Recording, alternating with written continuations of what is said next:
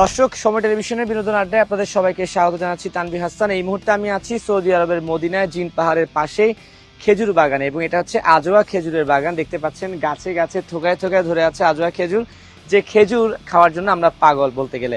আর আমার সঙ্গে আজ উপস্থিত আছেন বাংলাদেশের একজন মোটো ব্লগার, তার নামটা হচ্ছে এহসানুল হক নাহিদ। আজকে তার সঙ্গে আড্ডা দেবো, কথা বলবো। আর যে বাইকটা দেখতে পাচ্ছেন, এটা হচ্ছে বাংলাদেশের বাইকারদের হাজারো বাইকারের ড্রিম বাইক, 1000 সিসির বাইক। তিনি কিন্তু সেই বাইকটা দিয়েই হচ্ছে মোটো ব্লগিং করেন। কি অবস্থা নাহিদ ভাই, কেমন আছেন? আসসালামু আলাইকুম তানভীর ভাই, ভালো আছি। আশা করতেছি সময়ের গল্পে যারা দেখতেছেন ওনারাও ভালো আছেন। অবশ্যই আমরাও ভালো আছি, এবং আপনার সঙ্গে এই সৌদি আরবের মদিনায় এসে দেখা করতে পেরে আমার ভালো লাগছে। সো মোটো ব্লগিং বা সৌদি আরব লাইফ কেমন যাচ্ছে আপনার? চায়ের সাথে সবাই খোঁজে প্রিয় দোস্ত, শুধুমাত্র প্রাণ টোস্ট। আমার দোস্ত প্রাণ টোস্ট। বলতে গেলে খুবই ভালো যাচ্ছে আলহামদুলিল্লাহ। আমি ছোটবেলা থেকে বাইক পছন্দ করি, তো ওখান থেকে আসলে বাইকের সাথে একটা ব্লডি কানেকশন হয়ে গেছে আমার। তো বাংলাদেশে ছিলাম, আমরা তো আসলে বাংলাদেশে 150 সিসি বাইক চালাইতে অভ্যস্ত। তো ওখান থেকে বেড়ে উঠে সৌদি আরবে এসে 1000 সিসি যে স্বপ্ন ছিল সেটা পূর্ণ করলাম। অবভিয়াসলি নিজের স্ট্রাগলে আলহামদুলিল্লাহ। আমাদের দেশে রিসেন্টলি 375 অনুমোদন দিছে, খুব সাধুবাদ জানাই। বাংলাদেশের বাইকারদের আসলে স্বপ্ন পূরণ হচ্ছে। আমি আশা করতেছি ইনশাল্লাহ ডে বাই ডে 1000 সিসি পর্যন্ত আমরা যেতে পারবো ইনশাল্লাহ। ইনশাল্লাহ। কিন্তু আমার এখানে অনেক কিছু জানার বিষয় আছে। প্রথম কথা হচ্ছে যে শুরুতে আপনি একটা কথা বলছিলেন, আপনি কি এই 1000 সিসির বাইক চালানোর জন্যই সৌদি আরবে চলে এসেছেন? বেসিক্যালি প্রথমত জীবিকার তাগিদে আসছি, এটা টু বি অনেস্ট। হ্যাঁ, ওটা আমি দোয়া করতাম যে আল্লাহ তাআলা আমার কর্মের পাশাপাশি যাতে আমার একটা মানে বিজনেসটা এই টাইপের হয়, যাতে আমি আমার বাইকটা, আমার ফ্যাশন আসলে বেসিক্যালি, হ্যাঁ, সেটা আমি পূর্ণ করতে পারি। আলহামদুলিল্লাহ, আল্লাহ তাআলার অশেষ রহমতে আমি আমার কর্মের পাশাপাশি আমি আমার বাইকটা ওন করছি, এন্ড যখনই ইচ্ছে তখনই চালাতে পারি। আচ্ছা, এখন যদি আমি প্রশ্ন করি যে 1000 সিসির বাইক কেন বাংলাদেশের ছেলেদের কাছে মানে একটা ড্রিম বাইক, এটা একটা বিষয়। একটা হচ্ছে যে আমাদের দেশে তো রিসেন্টলি 350 সিসি পারমিশন হয়েছে। এই ওই বাইকগুলো আর এই ধরনের বাইকের সঙ্গে ডিফারেন্সটা কি?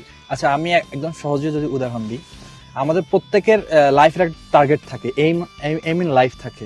তো বাইক 1000 সিসি এমন একটা এম আমাদের, মানে 100 সিসি থেকে শুরু করে 1000 পর্যন্ত একটা ইয়া আছে, ক্যাটাগরি আছে বাইকের। 1000 সিসি এসে বাইকের ক্যাটাগরিটা শেষ।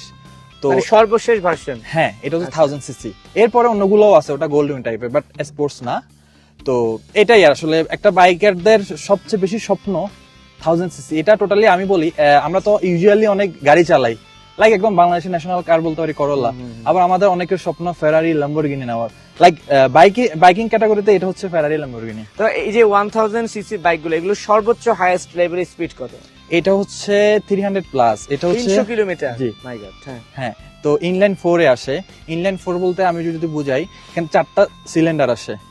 অর্থাৎ আমাদের যে বাংলাদেশের যে বাইকগুলো আছে ওটা হচ্ছে একটা সিলিন্ডার, আর এটা হচ্ছে 4টা।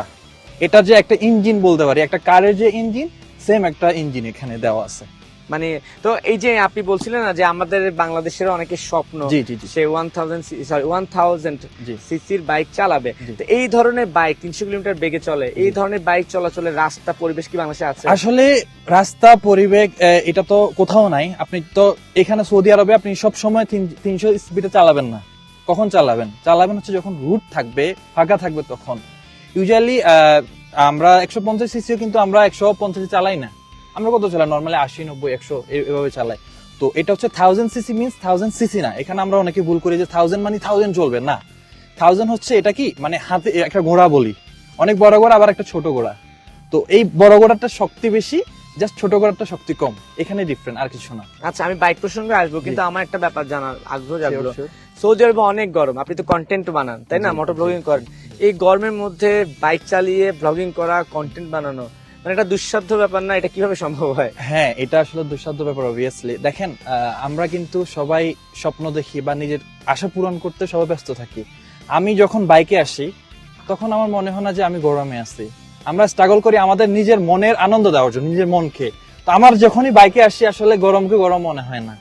আর বেসিক্যালি আমি ফজরের নামাজ পড়ে বের হই অথবা রাতে বের হই, গরমটাকে অ্যাভয়েড করে। আর উইন্টার আসলে তখন ইউজুয়ালি চালাতে পারি।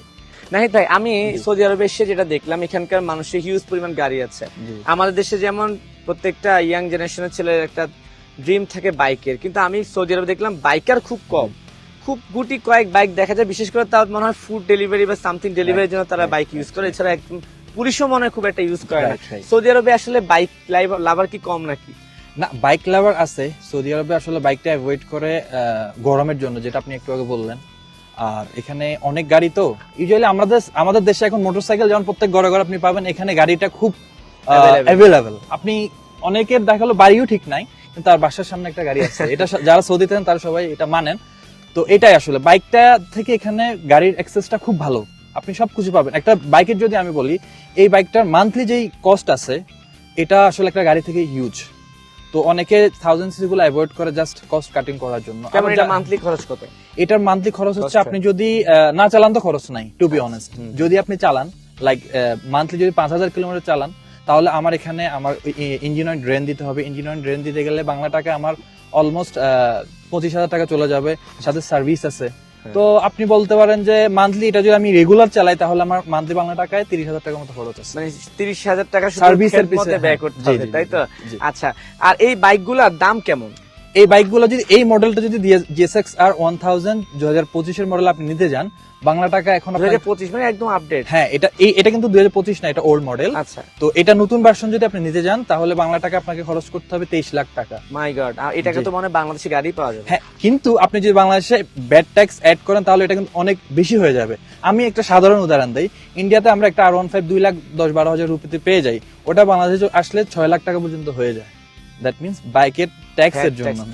জি, তো এইটা যে 23 লাখ টাকা বলেন, এটা কি বাংলাদেশি টাকা নাকি না না সৌদি না, আরবের এটা টাকা? সৌদি আরবের টাকা। তাহলে বাংলাদেশে যদি আমি এই বাইক কিনতে চাই, তাহলে আপনি হিসাব ধরেন করে যদি সরকার পারমিশন দিল, জি। আমি 1000 সিসির বাইক কিনতে পারবো, তাহলে এই বাইকটার দাম বাংলাদেশে কত পড়বে? Almost 60 লাখ টাকার মতো। 60 লক্ষ টাকা। মানে এটা দিয়ে তো বাংলাদেশের মানুষ মনে হয় গাড়ি কিনতে পারবে। তবে আমি এটা বিলিভ করি, আমাদের বাংলাদেশে এমনও শৌখিন মানুষ আছে, যদি পারমিশন পায় তারা নিবে, কারণ বাইকারদের শখ এটা আসলে হিউজ। কিন্তু আরেকটা বিষয় হচ্ছে যে সৌদি আরবের যে নিয়ম কানুন, আইন শৃঙ্খলা, ট্রাফিক ব্যবস্থাপনা, সেখানে কিন্তু অনেকে চাইলেও নিয়ম ভঙ্গ করতে পারে না। কিন্তু আমাদের দেশে কিন্তু বাইকারদের মধ্যে অনিরাপদ ড্রাইভিং এর একটা ব্যাপার খুব লক্ষ্য করা যায়। এই ব্যাপারে কি বলবেন আপনি? এই ব্যাপারে দেখেন, একটা দেশে বা একটা গভর্নমেন্ট রুলস করে দেয়, মানা না মানার দায়িত্ব আমার। আমরা সৌদিতে কেন মানি জানেন? আমরা এখানে না, সৌদিরা অনেকে মানার একটাই কারণ হচ্ছে, এখানে কিছু রুলস রেগুলেশন আছে। আপনি বাধাকে অতিক্রম করেন, অসুবিধা নেই, কিন্তু আপনার আকামাতে, আমাদের প্রত্যেকজনের আকামা আছে, একটা নাম্বার আছে, ওই নামে আপনার জরিমানা চলে আসবে। তো আমরা সবাই এখানে বাধা বলা যায়, এটা আমরা অতিক্রম করতে পারি না। আর যদি এখানে ফ্রি হয়ে যেত, এখানে আমরা কিন্তু আইন মানতাম না। আমাদের বাংলাদেশে এই আইনগুলো নাই, যার কারণে আমরা বাধা মানি না। তবে আমার পরামর্শ থাকবে, যারা বাইকার্স আছেন তারা দেশের আইন যেখানে যান মেনে চলুন। না নাহিদ ভাই, আমি একটু আপনার সঙ্গে দ্বিমত পোষণ করবো, এই কারণে যে বাংলাদেশে আইন আছে কিন্তু আইনের কঠোর প্রয়োগ নাই, এবং বাইকারদের মধ্যে আইন না মানার একটা প্রবণতা আছে। যখনই আইনের প্রয়োগ যথাযথভাবে হবে, ওই যে বললেন না যে বাসায় আইন ভঙ্গ করলে SMS চলে আসে যে আমি এত টাকা জরিমানা এসেছে, এই ধরনের জরিমানা যখন বাংলাদেশে চালু হয়ে যাবে, তখন দেখবেন যে বাইকাররা অটোমেটিক, এটা বাংলাদেশে কিছু কিছু জায়গায় অলরেডি এটা হচ্ছে, এটা খুবই ভালো, এটা খুব ভালো উদ্যোগ। আমাদের দেশ ডে বাই ডে ডেভেলপ করতে আমরা চাই। আমরা যারা পরদেশে আসি, আমরা তো দিন শেষে আমার দেশটাই, মাতৃভূমিটা মেইন। তো যখনই ভালো কিছু হচ্ছে, আমরা এটা খুব খুশি হই। আর আপনি তো বাইকিং অনেক জায়গায় করেছেন, অনেক দেশেও করেছেন মনে হয় বাইকিং। দেশে আমি অনেক বাইক চালাইছি আলহামদুলিল্লাহ। সৌদি আরবে আমার অনেক সিটি ঘোরা হয়ে গেছে আলহামদুলিল্লাহ। স্বপ্ন আছে একদিন বাংলাদেশে যাওয়ার, আল্লাহ তাআলা সেটা যাতে পূরণ করে। সেটা কি 1000 সিসি ইনশাআল্লাহ এই বাইক নিয়ে যাওয়ার বাংলাদেশ প্ল্যান গভর্নমেন্ট আছে। কি আপনি পারমিশন দিবে? Bangladesh government obviously international license থাকলে মনে হয় পাওয়া হ্যাঁ, যাবে এটা না? কার্নেতি প্যাসেজ আছে, আমি কথা বলেছিলাম ইতিপূর্বে। তো আমি যদি এই বাইকটা বাংলাদেশে নিয়ে যেতে চাই, এটার যে সমপরিমাণ টাকা আমি সৌদির সাতা একটা আছে, ওখানে আমার পে করতে হবে, দেন আমি বাইকটা কার্নেতি প্যাসেজ পেয়ে যাবো। ইতিপূর্বে আমি কথা বলেছিলাম, এটার যে কার্নেতি প্যাসেজ, এটা ইরান এবং পাকিস্তানের জন্য অ্যালাউ না। অর্থাৎ আমি সৌদির বাইকটা ইরান এবং পাকিস্তানে চালাইতে পারবো না। যদি চালাইতে পারতাম, তাহলে আমি বাংলাদেশের বাইকটা নিতে পারতাম। আচ্ছা, মানে আপনাকে সড়ক পথে যেতে হলে ওই দেশগুলো পার হয়ে যেতে হবে, তাই না? এখন যদি বলি যে বাংলাদেশে যে বাইকাররা আছে, সে বাইকার কমিটির সঙ্গে তো আপনার খুব ভালো জি সম্পর্ক। আলহামদুলিল্লাহ, অনেকের সাথে খুব খুব ভালো সম্পর্ক আছে মাশাআল্লাহ। হ্যাঁ, সেই যে বাংলাদেশের বাইকার কমিউনিটি সম্পর্কে বা তাদের ব্যাপারে যদি একটু বলতে চান, যে সেফটি ইস্যুতে আপনি তো স্টান্টও করেন। হ্যাঁ, মাঝে মাঝে স্টান্ট করেন। তো বাংলাদেশে এই স্টান্ট রাইডার যারা আছে বা বাইকার লাভার আছে, তাদের উদ্দেশ্যে যদি কিছু বলতে চান, বলে দিতে পারেন সৌদি থেকে বাইরে। অবভিয়াসলি ভাই, আমার বাংলাদেশে যে প্রিয় ভাইরা আছেন যারা বাইক পছন্দ করেন, দেখেন বাইকটা আমাদের শখের, ফ্যামিলিটা আমাদের সবার আগে। আপনি পৃথিবীতে না থাকলে আপনার ফ্যামিলি কি হারাবে সেটা হয়তো আপনি না থাকলে বুঝবেন না। আপনি জানেন আপনার আশেপাশে যে মানুষগুলা পরলে গমন করছে। তো আমার একটাই আসলে উপদেশ বা সাজেশন থাকবে ভাইয়া, আপনি সব সময় হেলমেটে ইনশিওর করবেন, গ্লাভস ইউজ করবেন, রাইডিং জ্যাকেট ইউজ করবেন। তো এটা করলে হয় কি, আপনি আল্লাহ না করুক রাস্তায় যখন চলবো আমাদের টুকটাক বিপদ হয়, তখন আপনি কিছুটা সেফ হতে পারেন। এই আর কি। ঠিক আছে নাহিদ ভাই, আপনাকে জি। অসংখ্য ধন্যবাদ। আপনাকেও ধন্যবাদ ভাই। ভালো থাকবেন, সেফ রাইডিং অবশ্যই। জি, আর দোয়া দর্শকদের করবেন। বলছিলাম যে দর্শক এতক্ষণ আড্ডা দিচ্ছিলাম নাহিদ ভাইয়ের সঙ্গে, এবং সবচেয়ে আকর্ষণীয় ব্যাপার আমি বলবো যে নাহিদ ভাই থেকেও যে বাইক আমাদের কাছে এখানে এই জি, জি। 1000 সিসি বাইকটা যারা দেখছেন অনেকে হয়তো বা লোভ লাগছে, যদি পেতাম জি। একটু চালিয়ে দেখতাম আর জি, কি। জি। যাই হোক, ইনশাআল্লাহ। যে যেখানে থাকবেন ভালো থাকবেন। আর বাইকারদের উদ্দেশ্যে বলবো যে সেফ রাইডিং, যেখানে যান নিরাপদে বাইক ড্রাইভিং করবেন। ভালো থাকবেন সবাইকে, আল্লাহ হাফেজ।